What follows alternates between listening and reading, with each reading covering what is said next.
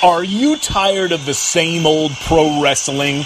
Then check out the amazing action on Powerslam.tv, the biggest indie pro wrestling channel in the world.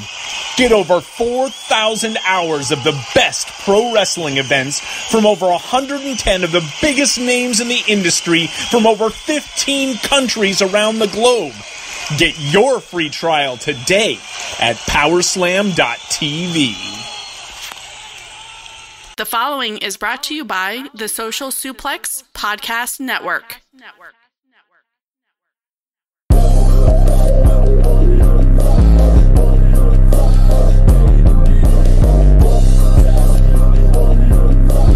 Don't you want to sound rich?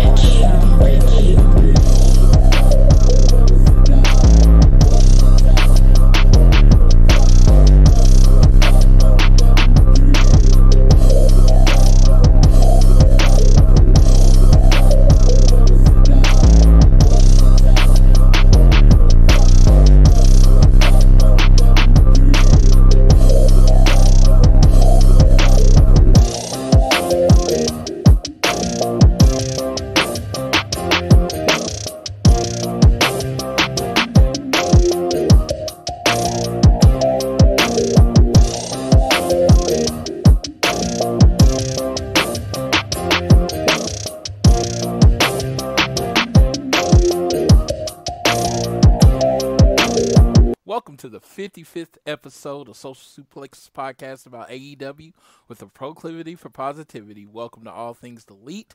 I am your host, Floyd Johnson, and with me today is the heartbeat of the Social Suplex, Mr. Rich Latta. How you doing, Rich? I'm chilling, man. Just here on this early Sunday morning, ready to talk about some AEW. All right. Well, I just asked the question on Twitter, and just to get our mind going and getting ready for the show, I'm going to ask you on the show, $1 million cash, no taxes. So just $1 million in a suitcase. Do what you want with it, but you can never watch professional wrestling again. Do you do it? Man, now when you say you can never watch professional wrestling, are you talking about like current new wrestling? Are you talking about an archive of wrestling? Any professional wrestling. Any. You can watch musicals, movies, anything you want. I guess you can even watch a movie about professional wrestling. But you cannot watch pro wrestling, actual wrestling matches. Man, that's really tough. I think I'll take the $1 million and try to fill my time with music and sports like the NBA and I don't know. That's a really kind of tough question though, because like wrestling kind of fills up a lot of people's lives, even in times like these. Like you see shows going on and there's just some for you to kind of get lost in for a little bit of time, but I mean, that's what $1 million though. What about you? Now, I'm gonna say no. I wouldn't take it. 90% of my social circle comes from professional wrestling. Gotcha. Like, especially, honestly, it's probably 99% since I became an adult. It's either the only people I know outside of work I've met through professional wrestling in some way or another. And big thing is, if you said, hey, Floyd, I'll give you $1 million, what would you do? The first 10 things would have to do with professional wrestling. You see, now I would probably cheat and be like, okay, so I can't actually watch the wrestling, right? But I can still follow the wrestling. I can still listen to podcasts. I can still listen to influencers. That's what I was like. I'd be listening to Dave like every day, just like crack or whatever. No, but I don't know. I couldn't do it. It is such a part of my identity. I would feel like a part of me has died, honestly, if I couldn't watch professional wrestling. I mean, it is you know how much I watch in general. Even when I don't like WWE, I'm still watching every show. It's like I'm like, man, I don't know why I just watched that. Well, what time SmackDown come on? That's who I am. So I don't know. Yeah, it's such a part of my identity. I'm probably being short-sighted, But you know that the quarantine and isolation it's got me thinking weird because it's like a big part of my life is buying tickets, planning on my next trips, all that kind of stuff. All that is not happening right now. So I've realized I have a lot more time to think about other things, which is weird. Yeah, man. Like we were all supposed to be together like today or yesterday. Yeah. Like that's a major bummer. Like for like not on like thinking about like how fun the last 2 years I've been. Like Floyd, I think you probably been going to the WrestleMania weekends like longer than I have, but just the last two that I've been to was like it was so awesome just to like see different people from either that you've talked to and built friendships with, or people that you just meet there and then like, oh, okay, I know you, and then you link up on social media and then you have a new friend essentially that you'll look forward to seeing again whenever the trip happens again. But yeah, wrestling's a really big thing, but I would consider that $1 million, Floyd. I was talking to our boy Dave Finishell last night, and we was talking about wrestling, and he was asking me about WrestleMania, and he says you're a little cranky tonight, like in the middle of it, and I wasn't cranky. It was just, I'm like, I'm supposed to be a takeover right now. I am proclivity for positivity. I am one of the happiest people you'll ever meet, but I'm supposed to be a takeover right now. This empty arena wrestling. I don't care if it's WWE, AEW. I don't care who's doing it. It's not, it doesn't fill that hole that's there. You know what I mean? Yeah. I can really like some of the empty arena stuff, but like knowing this being an AEW show, knowing how much the crowd affects AEW and like boosts it up, even something that might not be all that great, and then most of the stuff that is great is just it takes it to another level. Like imagine them doing the Cody versus Wardlow cage match in front of no audience. Like what would that have felt like? It's just like there's a different feeling like that people give you, and I think the world's finding that out, like as everyone just hangs out by themselves for hours upon hours upon hours. It might not set in, like I think I might have told you before, I always have something to do, whether it's like I can play a video game, I can work on music, do a podcast, I can watch wrestling, whatever, right? But even after a while after that, it hasn't fully sunk in for me yet, but I feel like a lot of people I'm seeing that express like they miss society. Yeah. And that's the thing with me. I miss people. It is like a lot of the WrestleMania weekend is I have friends in UK, Australia, all over the world. That's the only time I see them.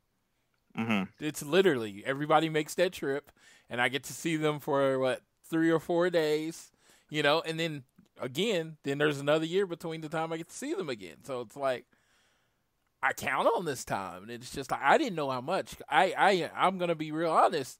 I wasn't like I was looking forward to hanging with y'all and everything. That part of it, I wanted to be in Tampa with y'all and go to the indie shows. But as far as WrestleMania, I wasn't super excited about. I was like, next year I'm probably not gonna do Mania. I'm just gonna focus on getting on AEW shows. Yeah. Then they took Mania away from me. I will probably never miss another Mania again. Even if I don't want to go to the Mania show, I will be at every Mania weekend until I'm no longer in existence. Just because, like I said, I'm now feeling what it's like to miss it, and it's like, and the fact that it wasn't my decision, it was taken away from me. Just makes it worse. Yeah, I know, and I know everybody has.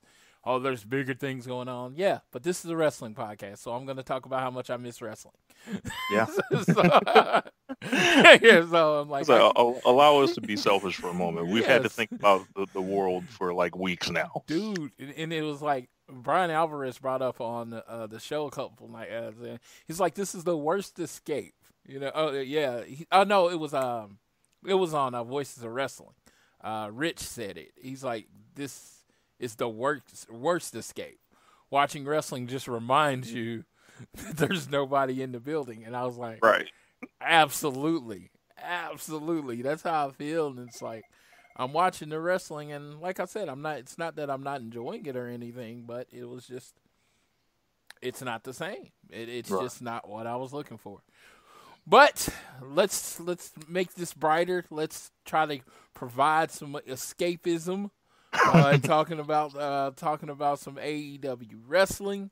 Yeah, man. Shouts out to all the people that have been sending in messages to like Social Suplex that have said like these podcasts are really helping them out during this tough time. We just kind of do these things and hope people enjoy them. So if you guys are enjoying them, I mean, that means the world to us. Yeah, I'll tell anybody. This is like when y'all messaged me about doing One Nation Radio this week, really talking about wrestling and all this stuff. This is all I got. You know what I mean? It's like last night we were all in a chat watching WrestleMania. I was like, I needed that. I needed some interaction with people because I'm not really getting it. And like seeing y'all on the screen, it was just like, okay, at least I'm watching WrestleMania with people. You know what I mean? Not like, oh God, you don't feel that weird thing. I don't know. I hope anyone understands. It helped, but and then it's like it's making it like, oh, I can't wait till this is over. And then I was listening to Dave Meltzer this morning from last night, and he says Trump is like, let's hope this is all over by August. And I'm looking at my calendar, and I see April 5th, and I'm like, I'm going stir crazy now. The idea that I'm going to be in the house for 4 months makes me want to stab people. But I'm stuck in the house, so I have no one to stab. So this I just like the idea of doing this for 4 months. I've done this this is my third week working from home, and this is going into my third week working from home, or 3 weeks, whatever. I'm actually losing track of time, and it's just like this will be like my fourth, I believe. Okay, so I think that's where I'm at. And I'm going crazy.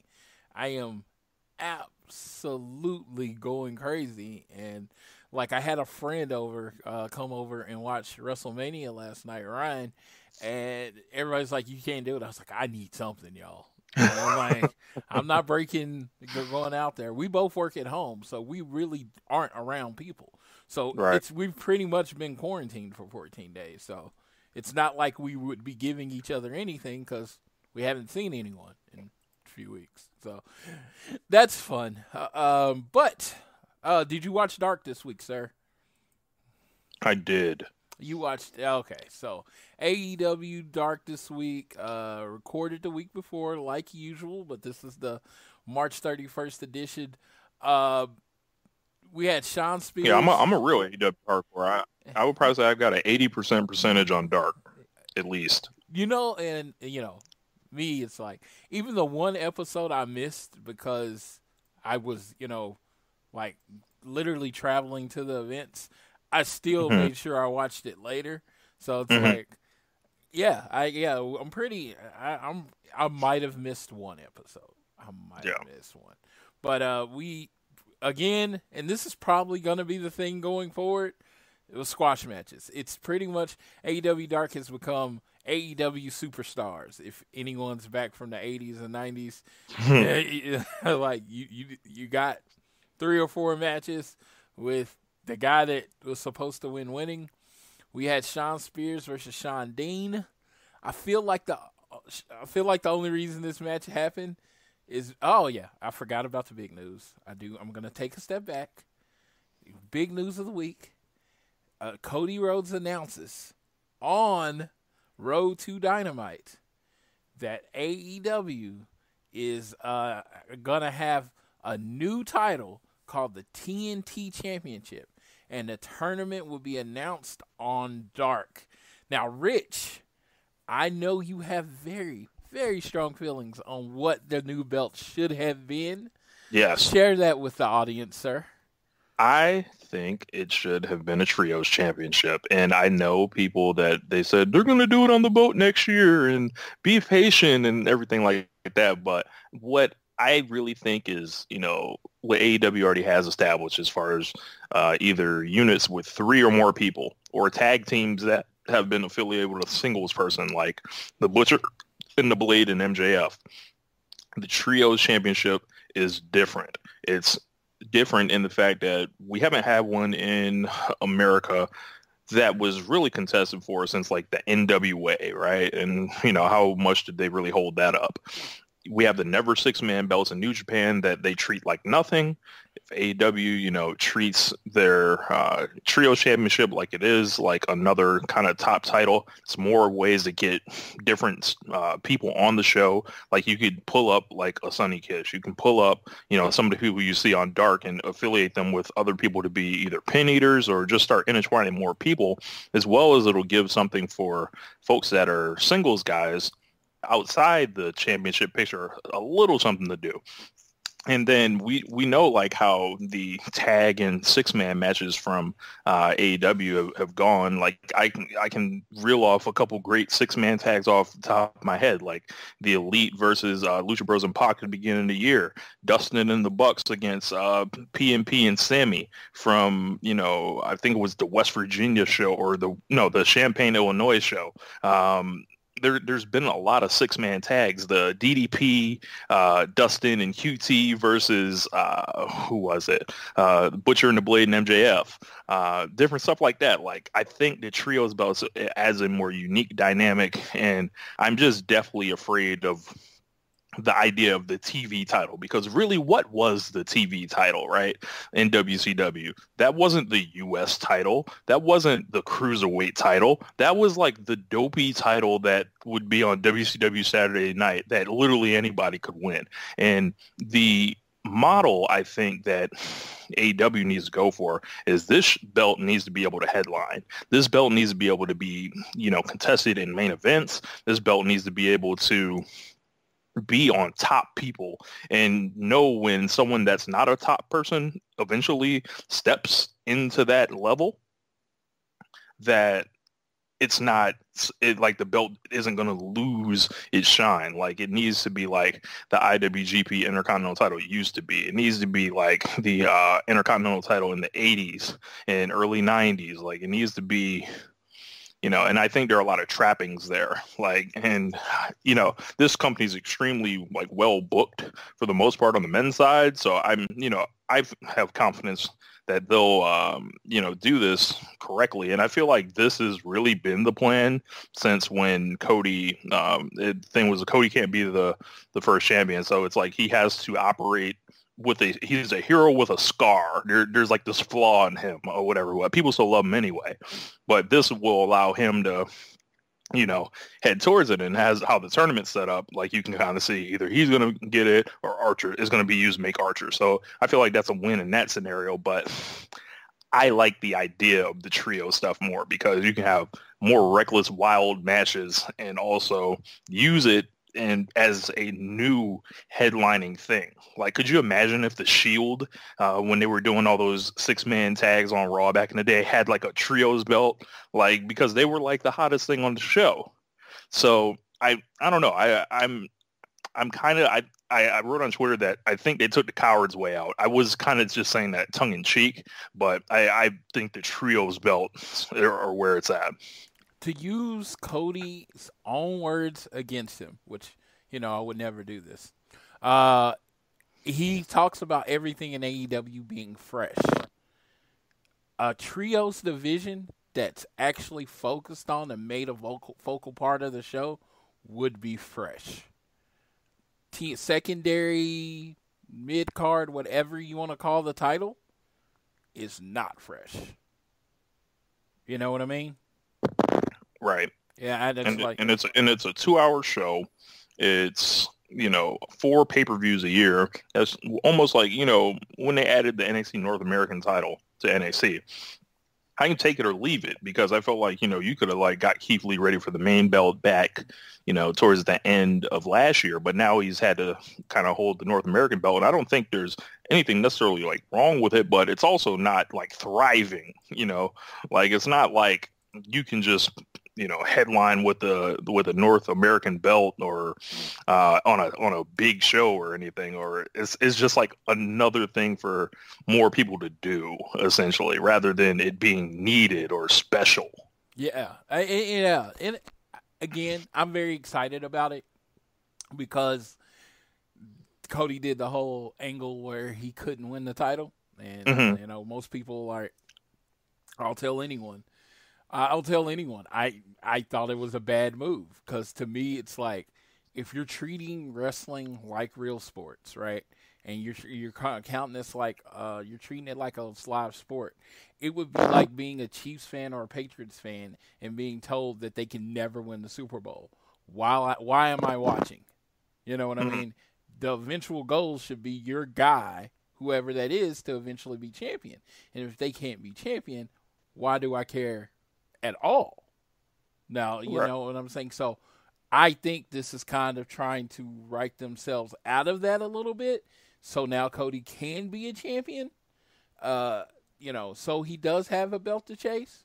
But my whole thought process always is just, you know, I'd rather be fresh. Why can't the Nightmare family, Cody, QT, and Dustin, be the trios champion instead of, you know, him just being the TNT title? I think eventually we may get both, but if you add it later, it's gonna be really secondary. a secondary first show.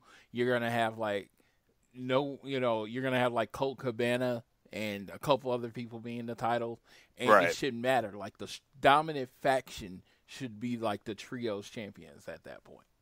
Right. Yeah. Like you could have easily created the trios belts, and now while Jericho just lost the AEW championship, he could have floated right over to the trios belts, Jericho and PMP, Yeah, something like that, or or as you mentioned, Cody, Dustin and QT, or MJF could have won that, you know, for the time being. And you know, there's just a million different ways. The Death Triangle, there's a million different like ways you could have gone with that, especially with like Pac like losing that feud to Kenny and you know him establishing a unit. That would have been a great way to kind of get them rolling. yeah. The ring. I don't think the ring got over like they thought it was gonna get over, and I Yeah. think this is kind of the answer to it. It does suck that because of our current situation in the world, the eight people that are in shouldn't be in. You know, like I'm like, it feels like four of them actually deserve to be in. You know what I mean? So yeah, so on AEW Dark they announced the first half of the bracket. They got There's Clark. also a little bit of like booking thing they're doing here Yeah. that I might have shared with you in the group chat. I'm not sure if you saw, but aside from Colt Cabana and Lance Archer, Cody's beat everybody already in this tournament. Yeah, So the thing with it is like you're not blowing through more fresh matchups. You're saving a lot of stuff down the road, either if it's a title defense or you're just doing this contained tournament. So it's not like there's matches in there that that they're just running through for no reason. So that's why I think that's another reason I think this tournament was set up the way it was. It was strange that you know, outside forces kept my dog Kenny out of this tournament, but you know I'm not gonna go there. You know? yes. So on the first half of the bracket, we got Cody versus Shawn Spears and Sammy G versus Darby. Okay, Shawn Spears hasn't won a singles match. Hadn't when they announced this won a singles match Yeah. this year. So why is he in the tournament? You would have to think that this could have been something for either Scorpio Sky, Jungle Boy, or someone if they could travel. You know what I mean? It's just like Right. Shawn Spears, you're available, so you're in the show. Then the second one is Sammy G versus Darby, which is a rematch. And, you know, I like their feud, and it could actually technically go either way. That was the first half they announced doing Dark. Doing Dynamite, they announced the other half. I think it's Dustin versus Kip Sabian. It's like Kip Sabian doesn't win. Why? Mm-hmm. Why is he in it? Like I said, you could have easily thought it could have been anyone else. And Dustin, you know, pretty much he loses a lot too. So it's like two guys that don't win very much. And then you got Lance Archer versus Colt Cabana, both technically undefeated. I can see them being new, them being in it. I can see that being justified. But yeah, it's like it feels like half the bracket wouldn't be in there if you know it wasn't for everything is, but. We have to adjust for what we have. So on Dark we had to battle the Shawn Spears versus Shawn Dean. Again, I truly think this match happened so Spears could at least have one win going into the tournament. Yeah. Yeah. So and at least they gave us that. Like, at least they didn't say, "Oh, fuck it," like he's in. Like fuck trying to give him anything. We're just announcing it and no explanation. And then we got on the second match, we got Sammy Guevara versus Matt Sales. Now, I was going to say, Shawn Dean did a really good job, especially in this situation. You were brought in for a squash match, and there's no crowd, there's nobody to play off of, But I think they gave him some offense. They helped him look good, but, Spears won. And I think that's the best thing about their squash matches is that unlike, let's say, a WWE squash match where Aleister Black was wrestling Jason Cade, and I'm just using this as an example, and he kind of toyed around with him for a second and then kicked him in the face. Shout out to Jason Cade, who I know in real life. Yes, that's awesome. They gave him some offense. They helped let him look good a little bit, and then Spears won. Right. And then always good to see another brother on the scene too. Absolutely. And what did you think about Cody's commentary? I thought Cody's commentary was improved on Dark. Some of the stuff he says is kind of insidery, but I enjoy hearing his perspective on, whatever match is going on. He is absolutely he reminds me of he's wanting to be Gordon Soley. To a point, he's very. In the middle of talking about that match, we had to take a little break. Shawn Spears and Shawn Dean, now we're going to Sammy Guevara and Matt Sales. Honestly, I almost think they gave Matt Sales a little too much offense versus Sammy Guevara. Yeah, I don't mind though, because Sammy Guevara's a shit-eating heel, and if he gets some hands put on him from time to time, it's cool. But overall, I think he hit his. I think he hit that GTS looking thing with the knee. I think at the end. Yeah. I think the win. Yeah. He was fine. Yeah, it was torture rack, go to sleep. I think that's how they described it. So he got the win that way. Then we had Darby Allin versus Preston Vance, or as Cody affectionately calls him, Vanilla Vance. And man had vanilla written on his ass. It was. Yes. The Anna Jay chick is his valet on the Indies. Oh, I imagine they both have very good looks. Yes. Yeah. So and I would take out of all the enhancement guys on this show, I would have probably taken a flyer on Vanilla Vance. Yeah, he's trained by QT. So at the QT got the talent, man. At the Nightmare Factory. So let's be honest, he's gonna get more of a look than your normal person. So it's QT. Yeah, and this was what I would call a legitimately kind of compelling enhancement match with Darby. Yes. Darby worked with him a lot, and he actually beat Darby up a little bit, and then I think it couldn't have been even longer than 4 minutes, maybe 5 minutes. And I was like, wow, Darby out here making squash matches look good. Yes, and he's a big, good-looking kid.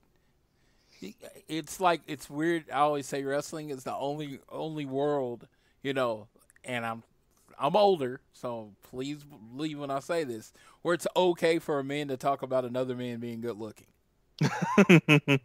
No, and nothing be looked at. I mean, of course, if you're anything, whatever you are, it's fine. I love you, no matter what.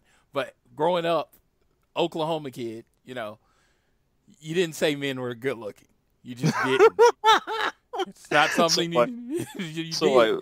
Eventually, we have to look at ourselves in the mirror and look at what this is. These are largely people that are shirtless, oiled up, out here trying to flex the sex appeal at some point, and then whether to whoever. Yes. So yes, but the first time I'm growing up, and the first time I hear about Jim Ross, who was the talent agent at WWE. He was the person actually going out and scouting people, and he would Mm-hmm. always talk about, man, he's a good-looking kid. He's a an attractive kid, that kind of thing. And it's just like, wrestling is a weird business. To me at that time, wrestling was a weird business because you can talk about cosmetically, it is a cosmetic business. You can talk about how attractive a person is, and it's not that big a deal. I say it all the time, and all people always look at me weird. And I was like, oh yeah. I like. Who got mad at me? James got mad at me when I was talking about Kyle O'Reilly, and I said he would never be above a mid Carter in my book. And one of the reasons I said is he wasn't attractive. He's not an attractive man. He's a very average looking guy. That's why I would not book him as my world champion. Yeah, it's like you got to be like Daniel Bryan level, like, and Kyle O'Reilly's a really good wrestler, and he's got a personality, and I don't know, but I think it would be very difficult for him without, being able to like really hit those promos that someone like a Daniel Bryan did at key points in his career. Yeah, absolutely. Yeah, it's just it's a cosmetic business. You have to be appealing to a certain, you have to be appealing at least to the person that's booking you. Or like overflowing superstar charisma. Like for a long time, if you wanted to be a main person in the women's division of a certain company, you had to look a certain way. Mm-hmm. It's because you have to be at least attractive to the booker. It's just how it works. You don't have to be attractive to anybody. You have to at least be attractive to the booker. You over there playing, getting some beats down today? Just playing in the background. Yes, yeah. So I look at this look at this match, and it's Preston very much looks like somebody that eat pins for about a year or so, and then you yank them off TV. Be an AEW young boy in essence, and people get familiar with them, and then they want to win. I've always thought New Japan system is like the perfect system. Yeah, it's really good. It's like you got them in there drilling with veterans, and then they're all wrestling each other. So there's a lot of you're keeping those skill levels relatively as close as you can. And then they're all learning just basic moves, basic wrestling, how to do a match. And then eventually, they get set free. Yeah, and you send them on excursion. They go to different parts of the world. They learn different types of wrestling. So when they come back, they're not all doing the same thing.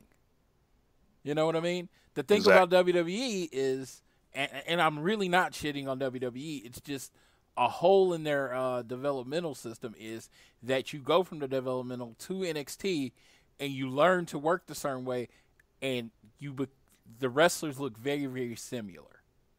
Right. As in what they can do good. I'm not shitting on it because they produce some good wrestlers. Don't get me wrong. It's just, it's different. AEW doesn't really have a developmental system there.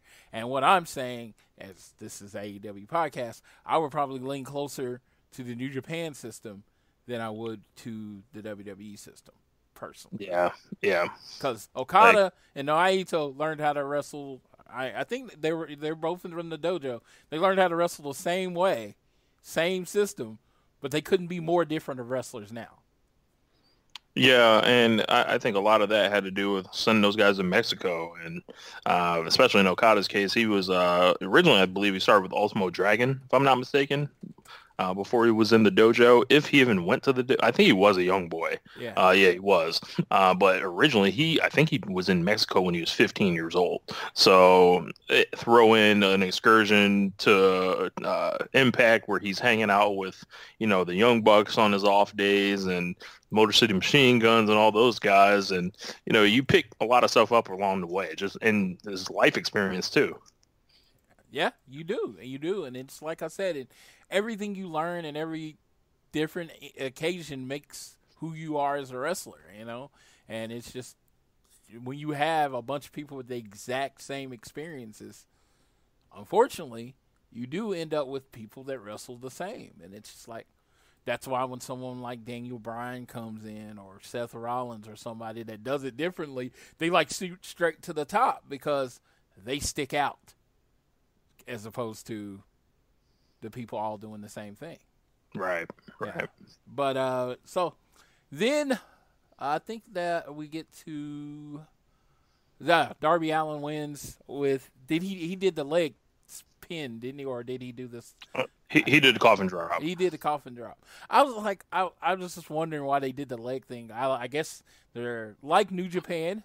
Alternate finish. Yeah, they're setting up you so when they do false finishes, if he does that leg thing in a match against, let's say, Cody, you know, he might win with it. You know what I mean? So it's been set up. Then we get Jon Moxley versus. Get him on. We see him on camera working the camera, and he's gonna wrestle Fabu Andre. Fabu Andre, also know him from the Tampa Bay independent scene. Good look for him. Yes. If you,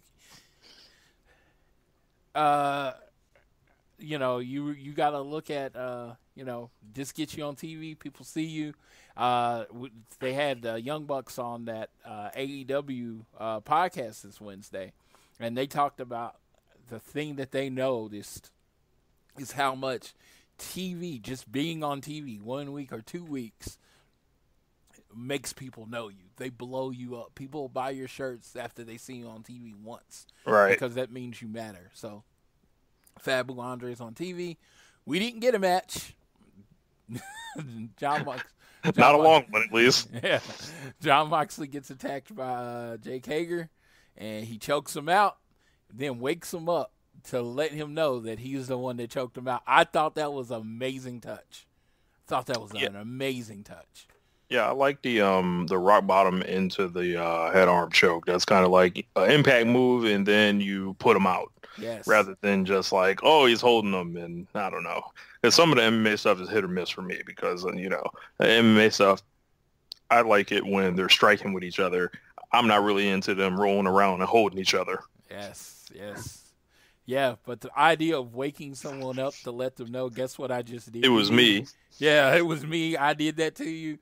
and then Jon Moxley's so out of it, he takes the referee down. He tries to double leg the referee. Oh, I just thought that was a very quick thing, but the subtle details of it. If you're the crazy fans like us, we pay attention to. It's like most people wouldn't even know. It's like, yeah, he said, hey guy, I knocked you out, and I'm gonna do it again and take your title. So that was cool, and that was Dark this week. Cody was on the call with Tony Schiavone. I thought it was really good. I see what Cody's trying to do.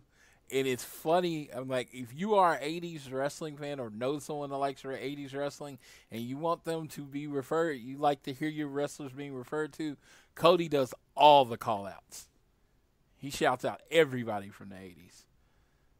Hey, man, I think we got like Fantastic Ones, and I forgot what he called the leg lock, the Ricky Morton special. It was like the Fuller leg lock or something. Yeah, dude, just get like, I don't even remember them all. I'm like, oh, did he do that? And I'm like, yeah, because, 80s was a long, long time ago. So I was like, I don't even further away. Yeah, and I was like, I don't even get all the references he makes at times. And I grew up. I'm older than Cody, so I grew up doing the same period of time, but he just like remembers everything. So, well, now we got AEW Dynamite from April Fool's Day. It was recorded at the Nightmare Factory in Georgia because Florida shut down. They got into Georgia, and apparently while they were recording, people from the state of Georgia tried to shut them down, but they had all their paperwork. Come on, Tony Khan was on top of that. This man must have made a call or AAA. Somebody snitched. Because nobody, come on, seriously, nobody cares. Like, Tony Khan. Some crazy NXT fan snitched. Yeah, Tony Khan's like, nope, I got it. I got you. Here you go.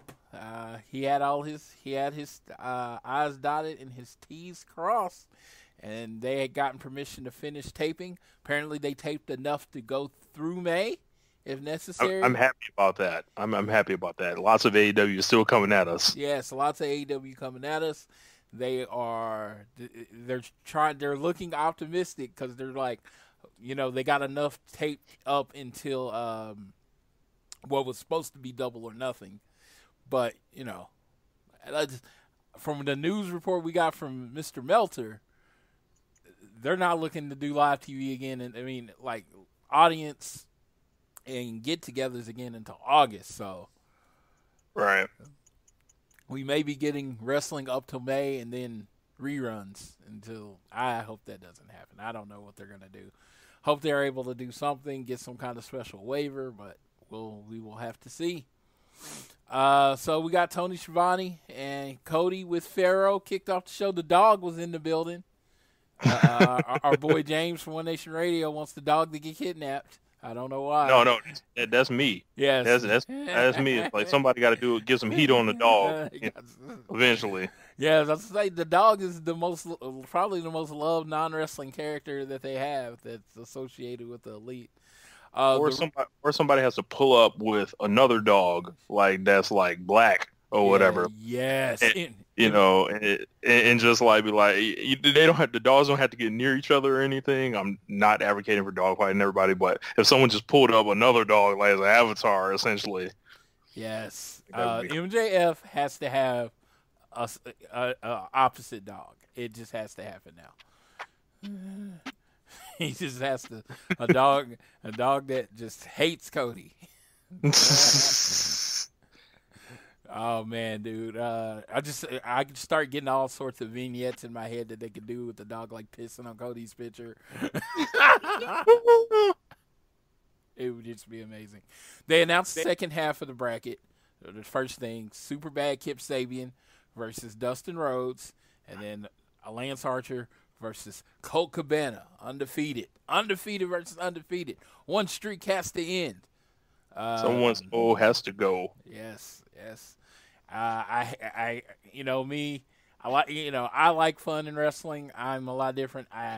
Colt Cabana, Superman pin, worst thing in wrestling to me. I hate it. I got a couple buddies that like it. I think it's cute. Yes, it's like, I said this on the show. When he did that the Welcome to Chicago, and he dropped him about the turnbuckle and then did the pin, I was okay with that.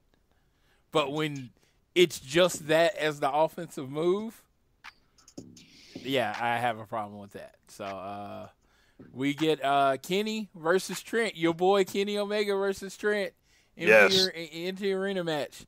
These dudes tore it down. This was incredible. This is the new best empty arena match. Yes, I definitely had this at 4. I had 4.25 on this, and it was like, there was just so many like good things in the match. Like when Kenny was trying to get the hugs from the best friends in Orange Cassidy. Orange Cassidy wanted to do it, but what's his name? Chucky T. Chucky T, exactly. Yeah, totally forgot his name. Was like, nah, man, what you doing? And then like Kenny gave him a power bomb into the pole or something like that. Trent gave Kenny this huge like German suplex off the top. It was nuts, like, and lots of fast, smooth work. And these guys worked with each other at Power Struggle 2017, and had an awesome match. So not shocked. Definitely enjoyed this a lot. And, in the beginning of the match, I loved how it was. Kenny's like, I don't have beef with you. So he's just playing around, thinks they're going to do a wrestling exhibition. And like Trent's like, I'm going to win, bitch. He comes out throwing hands. He's like, oh, this is about to be a fight. And then it was Kenny had that moment like from the Great White Hype or whatever. He's like, you trying to embarrass me on national TV? Knee to the face. To the face. And then he beat him, and it was just like, yeah. It was like, but yeah, it was a great match. Trent is one of those people that, he's in the tag team right now, but he should definitely get a singles push to me. Maybe one day. Because he was about to get a singles push, and then he signed with AEW, so what's important to him, being in a tag team is important to him. It is like, right. So then match for Kenny to add on the yearly count. Yeah, he killed it. Empty Arena Kenny is still amazing Kenny because it's still Kenny Omega. And when people like, I don't get it about Kenny Omega because some people don't. I want to show them this match. It's like, what don't you get? Right. There's no one around. It's just like blazing speed, athleticism, ring psychology, great selling, great offense, dramatic moves. Like, so it's a thing. Yeah, it's a thing, and it's just like my dream matches. You have a lot of dream matches, but Kenny versus Daniel Bryan, I would love to see that happen. Yeah. I would like to see Kenny and Matt Riddle also. Oh my God, Kenny and Matt Riddle throwing the V triggers at each other. Oh my gosh. Yeah. James Boyd spotted V triggers. I would love it. Yes. So then we got the number 1 ranked Hikaru Shida versus Anna Jay. Hikaru Shida clearly is being pushed to be Nyla's next contender. Unfortunately, it was gonna be B. But because of present conditions, she is stuck in another country. So they had to scrap that, and they seem to be building up Sheeta. I'm guessing B was just going to be like a middle win to get to Sheeta eventually. But I think so, yeah. But so they had to scrap that, and now they're just building up Nyla versus Sheeta. And then Anna Jay. Now, Anna Jay, I am not going to mince words. It's very attractive. Anna Jay lit the internet on fire. She did. Anna Jay too wise. Yes, and it was funny. It was funny. It was like James was like, everybody in wrestling is attractive, but she's new. You know what I mean? We haven't seen her yet. So she's that's just coming out of nowhere, and it's like she looked like a major league wrestler already. Like she didn't look like she had kind of run down gear, like her hair wasn't quite right or her makeup wasn't quite right. No, like she was out the box, like major league top level look. Yeah. And you think she's elite? Like you look at her and you at least had the 2 WWE tryouts just based on. Like, this isn't your first gear set. Like, you either, A, invested a lot of money into this, or B, you've progressed to this point already. Yes. Because I always see those old pictures that wrestlers upload and, like, different gear they have when they were first starting. That don't look like no new stuff. Like, or like, this don't look like her first stuff. She's like, she decided, if I'm going to do this, I'm going all in. This isn't going to be, I'm not going half-assed on this. She borrowed some money, or she made money in her previous profession, and and she made sure that she looked right. So I ain't hating on her. I was like, not at all. Yeah, I like the match too. Like it was the cool thing about it, I think, was like it wasn't just a demolition. Like I don't need. Like I already know who Sheeta. I've seen enough Hikaru Shida matches. We're not establishing her anymore at this point. Like she's number one, we get it. But like if there's somebody that either A, the company's looking at, like, yo, we want to see what they got a little bit, or just something to fill up some more TV time. Like like I didn't have a problem with the match. Yeah, and she, that's what she was there for, And it was a kind of a tryout match and an enhancement match. I mean, they did the same thing with Big Swole and a few other people that they've signed. They had their match and, they ate the pin, but they got some offense in, and it's like, let's look at it. She could be clearly like their first female developmental talent. You know what I mean? Right. Just have her there, and, she loses, eventually gets a little better.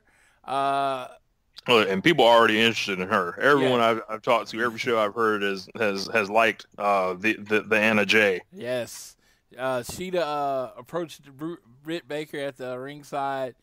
She kicked the barricade to intimidate her, and Dr. Britt took off her shoe. And Cody had the funny call of the night. She's like, "Why does she have her shoe off in a sandwich in her hand or something like that?" And it was just one of those questions things you see on wrestling, and he actually called it out, and it was pretty funny. I think he paid for that a little bit later in the show. You don't go at Britt Baker; she gets even. upload the next video package with Big Hurt, Jake Hager, and AEW champion Jon Moxley. Basically, Hager says that he's going to give Mox everything he has. And then, of course, Mox says we've been around the world together. We've listened to Jerky Boy albums together. I don't, what's a Jerky Boy album? I don't know what that is. Can't say I've ever heard of that. Yes, I was like, okay. And then he said there's a formula. There's an Achilles heel. I'm not looking for applause. I'm looking to fight Jake Hager. We then get the announcement that in 2 weeks, no holds barred, empty arena match, which every match is an empty arena match. Jake Hager versus Jon Moxley. Are you looking forward to that match? You say it out loud like that, and it's like Jake Hager versus Jon Moxley, and I'm like, no. Like, but as an empty arena brawl with an MMA shoot fighter, Jake Hager, who has been insanely protected, who has put Moxley out a couple times, fucked him up in the concession stands, beat him and put him to sleep, and Mox is not going to be one to get his title reign overshadowed. I think he's going to they're going to do a big empty arena brawl akin to a death match. And with these guys, they're probably going to watch like Terry Funk and Jerry Lawler and try to, intimidate that. I think Moxley's going to be like talking to him the whole time while the camera follows to really kind of drive it home. And I believe they might have shot this already at Daly's place. Okay. So, from what I'm gathering, so they might have a little bit more arena to work with. So it could be good. But I'm kind of just like, I'll wait and see before jumping out the window on it. Yeah, if it's a fight, a very strong fight, Mox is really good at the plunder matches. So, if it's a fight and not, I am a person that in ring, bell to bell, I think Jake Hager, dry as toast. I just does nothing for me in the ring. But in this type of match, where Moxley would be pretty much, you got to dance, and Moxley's going to lead this man. I think he can lead him to a good match because Jake Hager's big. So anything he does just looks more devastating because he's freaking huge. And I think it got lost because he was in the Land of Giants, how big that man is. Mm-hmm. Yeah, so I think, I think they'll have a good match. And, he always has the idea that he could just choke Moxley out. That's a big threat to have, and they established that on Dark, which was cool. Then we had Colt Cabana join Tony Schiavone at the commentary table. We then had the Booker obviously hates Marco Stunt because we had Lance Archer versus Marco Stunt. So, what was that process like? Do you think, they went up to Marco and be like, we got a great opportunity, in kayfabe, we got a great opportunity for you, Marco. We know you haven't ever, had a singles match on AEW Dynamite, but you see that dude that destroyed all those dudes in that video the other week, you going to fight him. So, how about it? What do you think? Yeah. He just beat the crap out of man 5 times your size, but you know what? You got a shot. Yeah, and this match went exactly how you would think a match between those two would go. This was one of the great squash matches to ever happen in the history of wrestling. I wouldn't begrudge someone for giving this 4 stars if they wanted to, right? Just, if you're looking at it from a, perspective of what is a match meant to do, what for this style, this was awesome. This was not just empty the gun on the amount of finishers you have inside of a minute or so. There were different moves. There were there was a comeback. There was a pre-match kind of thing, a stare down, and then there was a post-match to this when he chokeslammed him into the crowd. This was amazing. I guarantee you, Lance Archer wanted to Marco Stunt and shook his hand after the match. Thank you. Yes, because Lance Archer looked amazing. Marco Stunt, again, he's on TV. There's something about that, but Yeah, this was one of the great squashes of all time. Whenever they show Lance Archer's like video package, They got him to the choke slam into the crowd. Yeah, they're gonna show him chunking Marco Stunt into the crowd, and it's like whenever they get back and they can get some more of the wrestlers back, you got a nice little rivalry with Luchasaurus if you want to, defending his buddy or Jungle Boy, going after him. So it's like you set this up for the future. And you had the Gun Club out in the crowd, and they were cheering everyone on. That was kind of cool. And Orange Cassidy was being Orange Cassidy. Holding up a sign with nothing there, knowing it's going to get memed. Yes. Then we get a video package of Brody Lee in the Dark Order. Brody Lee continuing his Vince McMahon cosplay, this time with a yawn. And it was funny because he made it topical. He's like, everyone's at home. We can't go anywhere. So how are you tired? You should have plenty of rest. I thought that was funny. And, never yawn in front of me again. He does not want to be called the Exalted One. He wants to be called Mr. Brody Lee. How do you feel about the vignettes obviously making fun of Mr. McMahon? Oh, I love it. Like, come on now. Like, everyone, knows, like, we don't have to pretend a big part of like, some of the discourse around AEW is like, well, fuck WWE, because either A, that company's trying to buy everyone out and all these dudes made the choice. No, we're not doing it that way. And, obviously the internal competition between, both companies, it's like, we know all these stories anyway, so it's funny seeing them, get the light shined on them in this way that they are. And the Dark Order being the evil corporation run by a lunatic that's like a cult, that's like it's as good as it can get, like, to describe like the fan base and the leader, Vince McMahon. Yeah. Like, yes, and it's like when I talk to certain people and they literally twist all the stuff that's obviously not entertaining and they twist it into it being entertaining. It's kind of crazy. It's like, are you drinking the Kool-Aid? And it's like, because me, I want to love everything. I don't watch stuff hoping to dislike it. That's just stupid. I watch it because I want to be entertained, but I'm not going to tell you it entertains me and it doesn't. That's right. It's just dishonest. And it just seems like you're like, literally, that result was stupid, but the match was fun, though. Like, no, that's not how this works. That's not how this works at all. If the ending's stupid, the whole match was stupid. That's how I feel. I don't know. Yeah. But as far as Brody, like, with Dark Order, it's like, all right, I just hope they don't go too far in that direction. They can do these kind of things as long as it remains about Brody Lee.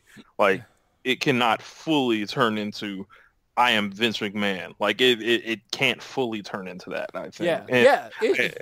And I got confidence in whoever's behind the quality control of this will be like, all right, so how are we pivoting this toward you wrestling? Like, yeah, it was fun, 2 vignettes.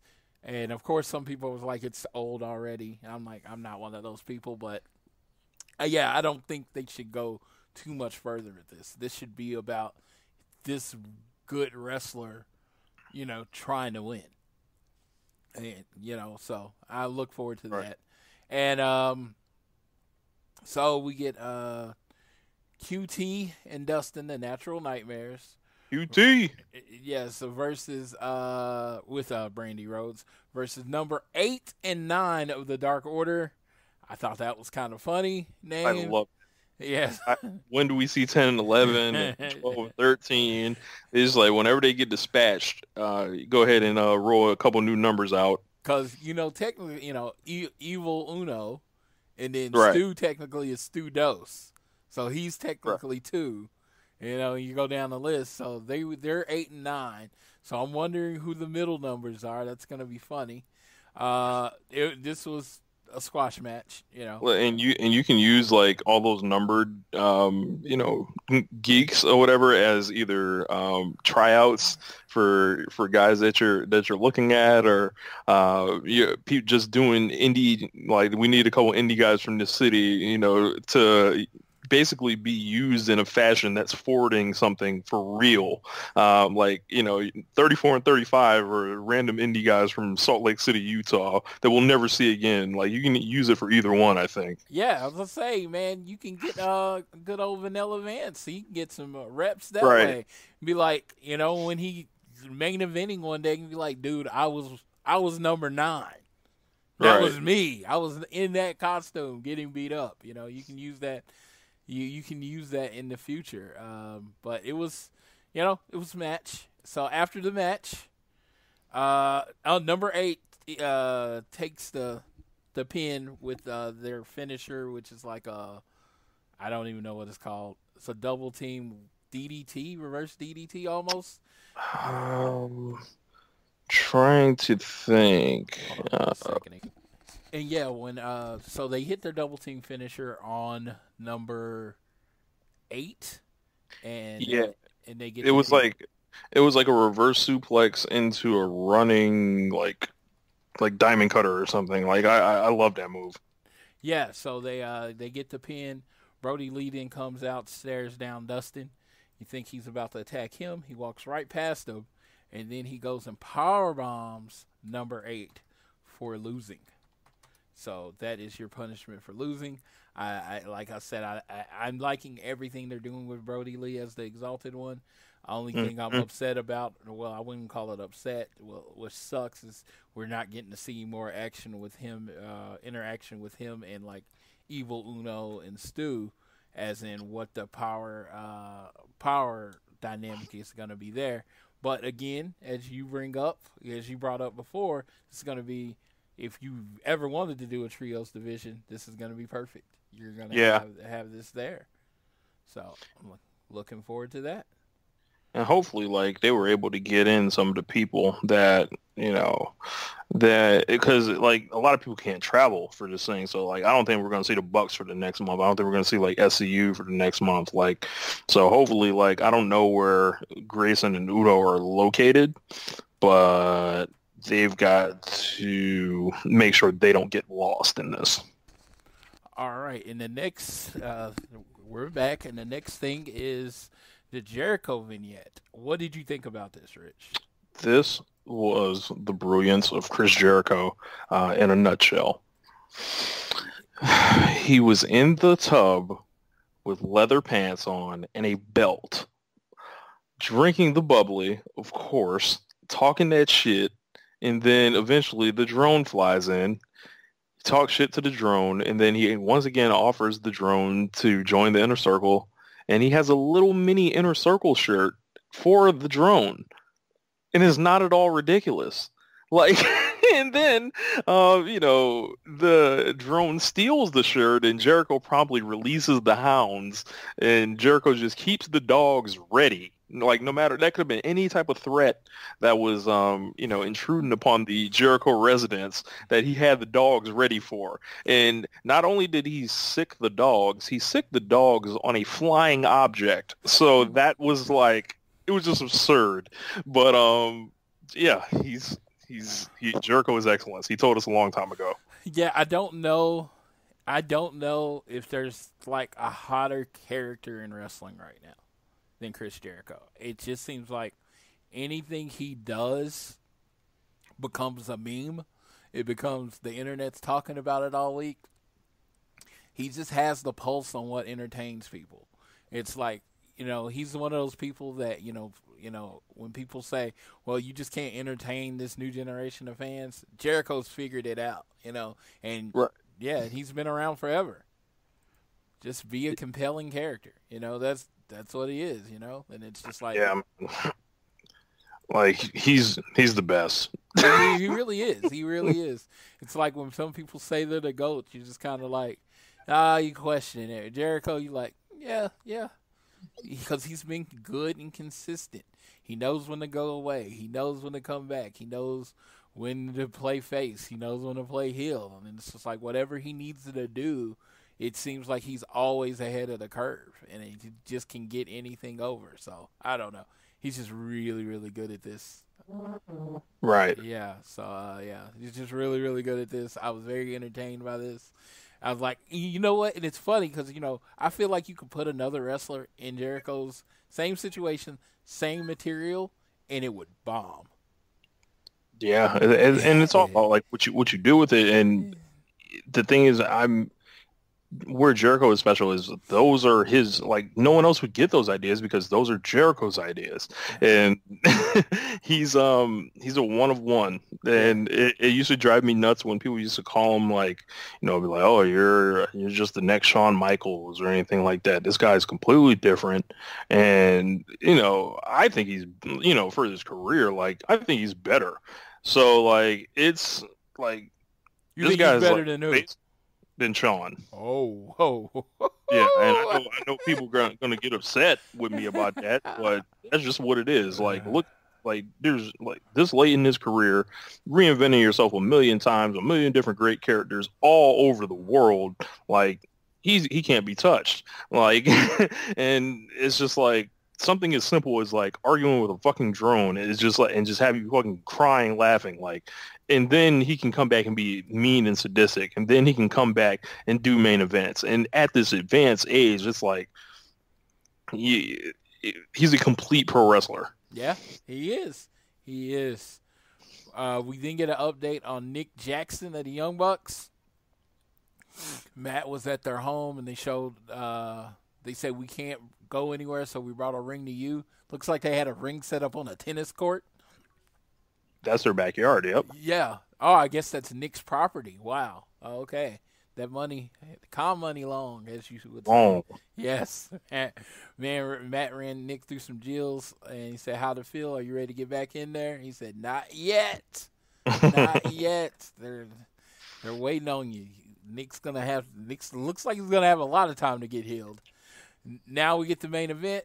We get the greatest wrestler on God's green earth, the American Nightmare, Cody Rhodes, and Darby Allin. Of course, Arn Anderson had to stay home because we don't want him to die. And then Arn gotta keep the Waffle House menu at the crib. And it seems like they lost this match, so like maybe Arn not having the directions there kind of tripped him up. Yeah. I mean, it'd be funny. They have Arn on the iPad next week, giving directions to Brandy as she gives them to Cody. Let's get this. They got to get a big like tripod and then like a video screen for Arn the coach. Yes, and you got to get a video of him not knowing how to set up the iPad. You need that video too, because yep. Put that on the Road 2 shows. Yes, yeah. Against the Spanish guy, Sammy Guevara and Shawn Spears, I think this is the first time Sammy has ever teamed up with someone not in the Inner Circle. So that was interesting in this case. Since the Inner Circles began, yeah. Yeah, since the Inner Circles began. These basically, this is very New Japan-ish. This is a preview of the first round of the tournament, so you kind of get get what it's going to look like in these matchups. Even though both of these people have wrestled before, we get a lot of action. But let's talk about the key point. Let's talk about that rat bastard Darby Allin. I can honestly say this: a few episodes ago, about a month ago, when Darby Allin sat there and watched Jon Moxley get his ass beat, I said Darby Allin is a shitty partner. Remember when I said that? And I remember you going on a one-man crusade. A one-man crusade. Everybody, I have nothing. I didn't have a problem with it. They're not friends. I was like, this dude's a piece of shit. And I said it. and then all Darby Allin did in this match was prove me right. So Cody's about to take a chair shot, and he pushes Cody out the way, takes the hit, and and then loses the match. Which that's what a partner's supposed to do. And then after the match, he gets mad at Cody and punches him in the face and knocks him out. Hey man, some dudes just need to be popping in their shit. You know? What did Cody do? You know, he was letting them know. You know, should you face me, you know, this was gonna feel like. You know, Darby Allin failed by getting pinned, and then he got mad at Cody, who didn't get pinned. I don't know how this works. Yeah, I think it was like he got out the way or something. Yes. I forgot the finish to it exactly, but yeah, I mean sometimes you know you just get popped in your shit, you know, and you know Right. I pop Cody like that, so you know. So yeah, I was him.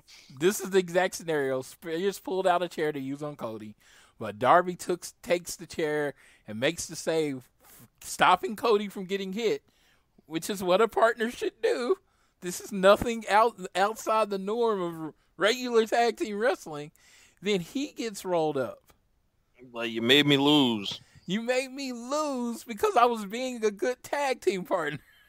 So really, Darby should have just been a bad tag team partner off rip, like, and just allow Cody to get crashed with the chair. I would rather that happen than getting decked by my supposed partner for absolutely no reason. So decked by your partner or a chair shot. You chose decked by your partner. That's what I was like. He's like, or a chair shot. Because it almost seems like I saved you so I could be the one that knocked you out. I didn't want him to have that pleasure. Oh my God. I don't know. Darby Allin is a shitty tag team partner. I think everybody in the AEW should just not tag with him, and that should be a storyline that nobody wants to tag with Darby Allin because he's gonna eventually screw you over. I mean, Darby don't look like the type to actually like be getting along with people anyway. Like that man look like he hang out by himself. Yeah, I mean it's true. In the dark. True. At all times. Yeah, you know, Cody's the booker. He's like, man, stop teaming me up with people, you know? I'm going to keep doing this. So maybe they'll learn their lesson. Darby does not play well with others. I don't know. I was like, me and Darby got beef. I almost bought his shirt. Let me tell you this. I almost bought his newest shirt. And then he betrayed Cody, of all people, the guy that's believed in him since the beginning. He betrayed him, and like I said, I don't know why. It ain't like he lost the TV tournament. It's like, hey, man, he knows the real Cody that's underneath. I don't know. We all know the real Cody that's underneath. I don't know. I am not familiar with what you're speaking of. Cody is a white meat babyface. He knows no wrong. All he can do. He's just getting there trying to give Darby the rub. It's like, hey, come on up to my level. And, you know, Darby's like, no, I don't want to. I can't handle the pressure of being in here with a wrestling guy. And just knocks him out. I don't know. Unbelievable. Yeah, so I don't know. I felt bad for Cody because, you know, he's trying to help Darby out, and Darby turns on him. Just his generosity is just getting the best of him, huh? Right, man. You know, who knew? Yeah, gave him a job so he can get some clothes without holes in them. You know, he's trying to help him out. Hey, I don't know what would be done, but that was it for Dynamite this week. Next week on Dynamite, I believe we're getting a first-round matchup. I don't remember what match we're getting. I think we're getting Cody and Spears next week, and then also Lance and Colt Cabana, I believe. Yes. Yeah. Okay. Yeah, we're getting one match from each side. So that's going to happen next week. And if over the next few weeks you notice that a lot of the same people are wrestling, it's because they only can really use people that were able to travel to Georgia this week. Right. So that was all they were able to use. So people like Scorpio Sky, the Young Bucks that are in California, the Canadians, which are the Dark Order, they weren't able to make it to the show. You know, I believe Jungle Boy and Luchasaurus are both in California, so they weren't able to make the show. So they're using a very abbreviated staff. So you know what? Everyone's had to make adjustments in this one. So this is the adjustments they're making. Yep. Yeah. So now we're gonna do our championship predictions. So I think we honestly got it ending the same way. Cody and Spears, you have who going over in that one? I got Shawn Spears going over. Get the upset. I'll just play. Oh, I've got Cody winning. Yeah, I saw some Caleb say, and it was funny because he got buried for saying this, but I was literally typing the message out when he put it up. He's like, well, Lance is going to screw Cody, and then Cody's going to screw Lance. And I was like, that's kind of how that – it was like – and that was kind of how I saw it going. But then I realized this is not what I'm used to watching. You know what I mean? Yeah, so it's like oh. I'm like, we're trying to establish this belt, and we need to put it on a top-level guy. You're taking the 2 top-level guys that are in this tournament off the tournament already. Nah, man. Yeah. Yeah, so we got Cody both going over. Sammy G and Darby. Who goes over? I think Darby's going over here. He won the last match, and Sammy's a lost post, as they say.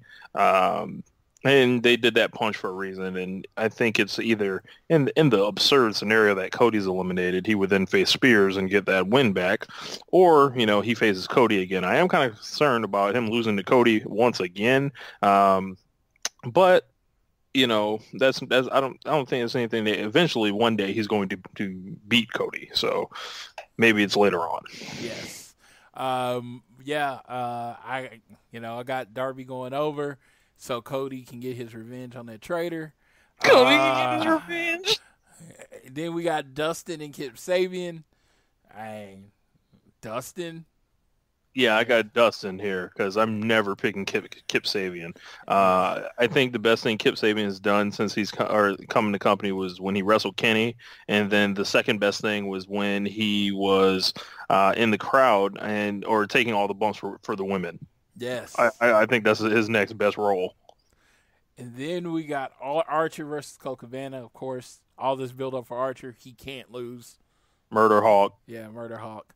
So then we would have Cody versus Darby. Who do you got there? I'm going to take Cody there. All Clean right. victory. You know what? In my predictions, I'm actually going to take Darby. This man trying to throw us off the scent. This man trying to reverse jinx. Yeah, I truly think they're going to at least do one where Lance costs Cody. I don't know if Cody will cost Lance, but Lance is going to cost Cody. And then you have Darby, and he'll be wrestling against. So we have Archer versus Dustin. I think Archer just beats the shit out of Dustin. He's going to destroy Dustin. Like, he's going to brutalize him in a way that, like, completely, like, it's going to be like Cody's going to have to come to the ring and save his brother. Like, it's going to be bad. So then I think we get Darby versus Cabana in the finals at Double or Nothing or whenever they're able to do the show. And Darby versus Lance. Darby versus Archer. That's what I meant. Darby versus Archer. And you got Cody versus Archer. All right. Yep. See, I got Darby versus Archer, and then I think Cody then costs Archer in the finals. Gotcha. And then I think Darby is your first champion, and they use that to get him over. I think they're gonna make Lance the first champion. Since Jon Moxley's still the champ as a babyface, they'll put this on a heel to have faces go against him. He'll put Cody down. Cody eventually will have to come back and fight him after realizing he didn't want no type of smoke with this dude right now. He may injure Cody in the whenever to be written off for a certain amount of time. Yes, that would be actually pretty ingenious. I just think like Cody has been building up a lot of these one match and then kind of the feud's over. I think he needs an extended feud, a 2-3 match feud. So I think that's definitely what's needed. But that's basically everything that happened in AEW. Everything's really uncertain. Florida shut down. Like, shut down. Like, no gatherings more than 10 people. There's a stay-at-home order in Florida. There is now a stay-at-home order in Georgia. Those are the two places they record. But they have enough material to get them halfway through May. It's not known when they'll be able to record again. Simply put, just remember this. Tony Khan and his family are billionaires. And they have a plan. Yeah, and they have their own plane. So if they really want to record, like, we coming to get you. Yeah, we coming to get you. We're gonna meet in this place, and then they'll be like, AEW coming from you from an undisclosed location, so people can't, so they can't come shut us down. So it's they. You know what I mean? I'm just saying, rich people can do things that other people can't. It's just the life. I'm not telling anyone anything they don't know. So if the recording comes down, if WWE figures out a way to record, AEW is going to figure out a way to record. But they were smart. They got it all in the can. Like I said, they said they can make it through Double or Nothing. So mid-May, not March. March was the longest month in history. So they can make it through mid-May, so I'm looking forward to that.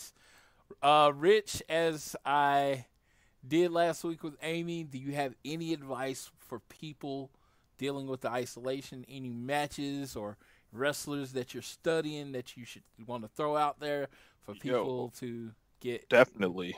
Yeah.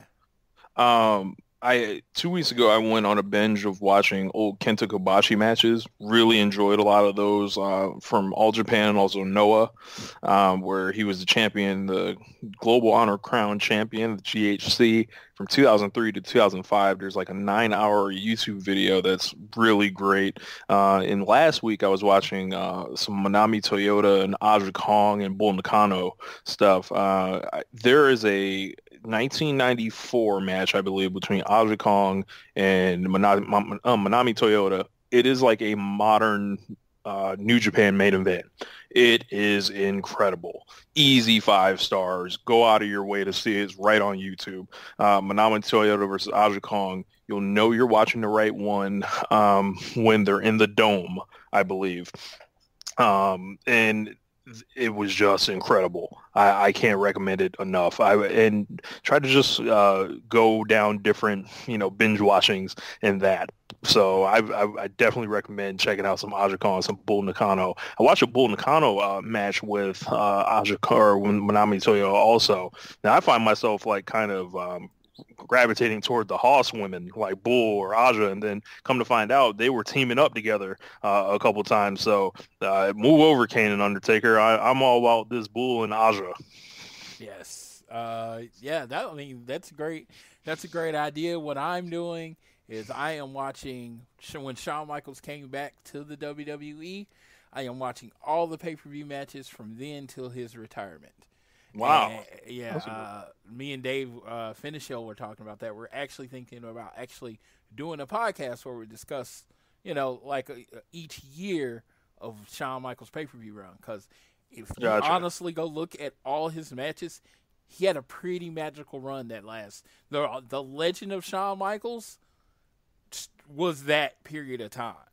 Every WrestleMania from 19 to 26 when he retired, arguably the best match on the card. Right. Yeah, and that's crazy. Like, you can honestly say his worst matches during that time was the match with Vince McMahon, which a lot of people were entertained by, and Ric Flair. And Ric Flair was a damn good match. But that was like his worst match. He had an amazing match with Kurt Angle in that. Or he had an amazing match with John Cena in there. It's just, you just watch it, and it's just... The Undertaker matches, and you have he was in that Triple Threat. Yeah. You also have Jericho. Yeah. I'm trying to think what else. That's it. That's it. It was like 7 matches, but they were like 7 of the best matches ever, and they were clear. Like, Triple H gets that 27 minutes. Before it was Triple H, it was Shawn. He had the longest match on the card like every night, every time. It was just like that's when Mr. WrestleMania was really born. Yeah, man. Yeah, so definitely check that out. Hey, man, do whatever you can to stay sane. Take care of your mental health. Get out, take a walk, but you know, just go drive if you can. Yeah, I went for a drive yesterday. Yeah, keep social distancing in mind. You know what? This ain't gonna last forever. I mean, it's gonna feel like it, but it's not gonna last forever. Rich, you want to do your plugs? Yeah, man. Make sure you guys check us out over in One Nation Radio. James and I are every Sunday or Monday talking about pretty much everything in wrestling, WWE, AEW, Stardom, New Japan. I'll throw in random stuff. If you guys want to holler at us, join the Social Suplex Discord group. I saw a couple of you guys rolling in. Really, that's dope. And if you ever just want to talk to us in there, you can just use the @ button to make sure that we see it. Because I know I keep my notifications off, and I know several of us also do that. You can follow me on Twitter at Rich Latta 32 or at One Nation Radio, and send me a tweet. Yes, if you want to watch people getting at the FDS online, that is Rich's specialty. That is his calling card, triggering folks. And just make people uncomfortable. One tweet and it has your phone blowing up, don't it? Yeah. Man, yeah. And of course, make sure you're following at AT Elite Pod, at Social Suplex, at All Elite Tiffany, and at Phoenix AEW on Twitter. This show was brought to you by Power Slam TV. Make sure you go to Power Slam TV, use the code Social Suplex, and your first month's free. So with that, I want to thank you for listening. Hopefully, I provided you a little bit of escape from what's going on in the world. I want to thank Mr. Rich Latta for joining me on this early Sunday morning as we get ready for Day 2 of WrestleMania, and we count down to the real show, which is Dynamite every Wednesday. I will remind you to stay vigilant. Make sure you're watching we need those ratings up. I saw that number go down, and I was like, people ain't staying vigilant. I'm going to have to remind them again. So stay vigilant. Tell your friends, tell your family to watch the show. There's nothing else new on anyway, so they should be watching AEW. And remember, whether it's home, work, or school, always do your best to be elite. Forget it.